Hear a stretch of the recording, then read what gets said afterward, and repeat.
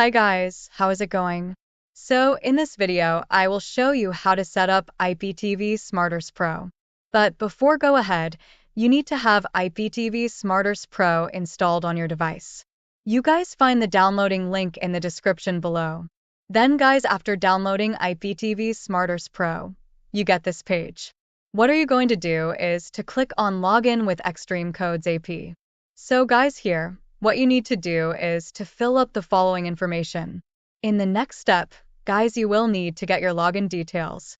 So don't hesitate to contact us via WhatsApp in order to provide you with a free trial with no obligations. So guys, after finishing this step, just click on Add Playlist. The last step is to click on Download and you enjoy live TV channels, movies, and series.